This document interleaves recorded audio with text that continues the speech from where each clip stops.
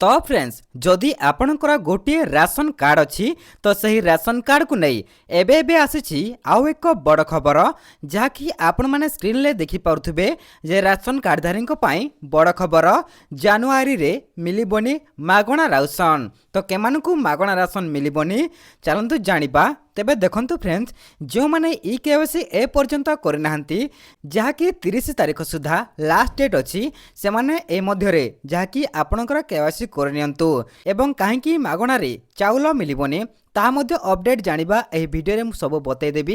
एवं जदि आपण ए पर्यंत आपणकर केवाईसी करनाहांती तुरंत जाई आपणकर डीलरंक पाखकु 30 तारीख सुधा आपणकर केवाईसी करनियंतु नचेत आपण माने मध्य चाउल पाइबारु वंचित हेबे। तेबे चलंतु एही वीडियो रे नजर पकाइबा।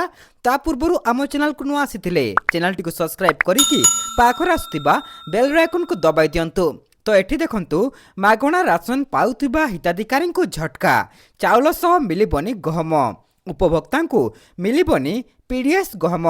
राज्य सरकार खाद्य सुरक्षा योजना रे हिताधिकारी को जनवरी मासरु गहम देबे बोली कहिथिले सरकार। हिताधिकारी को 4 किलो चाउल सह किले गहम देबाको व्यवस्था होइथिला। केंद्र सरकार किछि परिमाणर गहम मंजूर करथिले भी परिवर्तन एवं गोदाम प्रस्तुत करने समय लगुछि। तेबे कौन रही देखंतु जेते शीघ्र एसबु व्यवस्था संपूर्ण होइजिबो हिताधिकारी को सरकार देइथिबा प्रतिश्रुति मुताबक गहम देबे बोली कहिसंती जोगाण मंत्री। उपभोक्ता को एबे मिलिबो नाही गहम जनवरी मासरु चाउल सह गहम देबाकू सरकार लक्ष्य रखिथिले मध्य किछि कारण जोगु यह संभव होई पारु नाही। राज्य सरकार अनुरोध क्रमे जदियो किछि परिमाणर गहम मंजूर करिसेंती केंद्र सरकार किंतु गहम जोगाण पाई एबे राज्य सरकार संपूर्ण प्रस्तुत नथिबा केंद्र को जणाइछंती।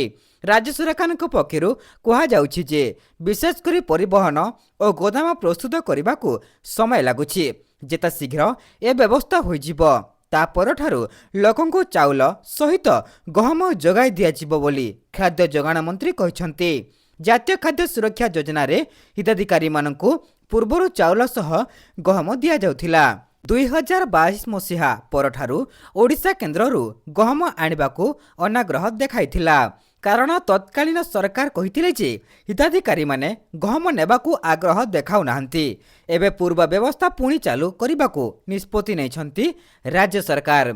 एबे गोटे परिवार रे मुंड पिछा 5 केजी लेखाए चाउल दिया जाउछि। गहम जोगाण हेले चाउल गहमर अनुपात केते रहिबो तार स्थिर होई नाही। बजार रे अटा दाम बड़ी बेली चढ़ुथिबारु पीडीएस चाउल सह गहम जोगाण करिबाकू खाउटी माने दाबी करुछंती। खाद्य सुरक्षा योजना रे राज्य को जेमिति चाउल जगाउछंती केंद्र तार 20% गहम देबाकू राज्य सरकार पक्षरु केंद्र सरकार को अनुरोध करा जायछि। का प्राथमिक पर्याय रे गहमर चाहिदा देखि आगकू परिमाण बढ़ाई पारंती राज्य सरकार। तेबे एमिति अपडेट पाई आम चैनल टी को सब्सक्राइब कर दियंतु।